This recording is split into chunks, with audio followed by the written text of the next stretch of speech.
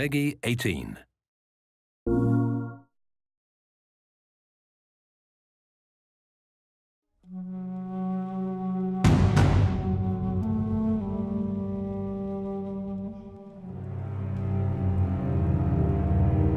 Don't make a sound.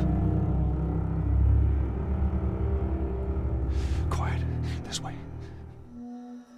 We went through quite a process trying to figure out what the infected were going to be. A very big directive from the very beginning was they're not zombies. The early inception for it really came from a BBC video we saw called Planet Earth, where they were talking about a cordyceps fungus. As soon as we saw it, we were intrigued by the idea of what if it jumped to humans?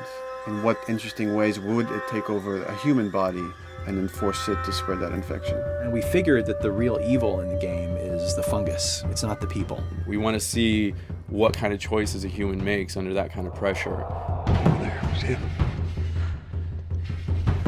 So as we're trying to develop the look of the infected, we went through so many different iterations. Some that looked really alien and subhuman, some that looked just essentially like zombies, and we couldn't find like an original place for them.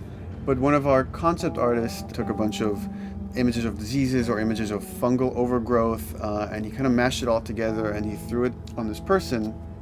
It was definitely very challenging to try to convert that 2D concept into 3D, getting kind of the feeling right from all different angles. This isn't some decaying corpse on the ground. This is a living thing that's going to be coming after you in the world.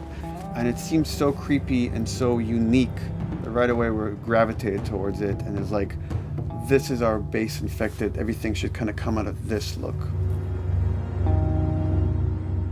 They use a form of echolocation to track down their enemies. Just like bats or even some blind people can see by making a clicking sound. They're like, oh, what if they make this sound and now they can see in the dark? A sound that on its own wouldn't be very scary. And then to associate it with something that people in this world are very fearful of, so that as you're exploring an environment, all of a sudden you hear this click and you're seeing everybody just get frightened, just everybody duck, everybody hushes.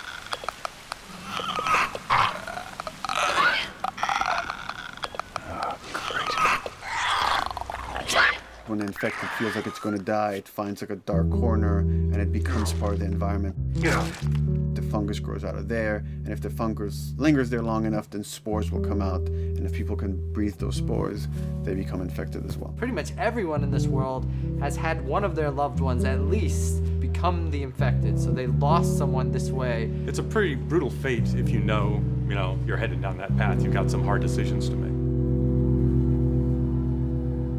Yeesh. We actually made it. It's called luck. And it's gonna run out.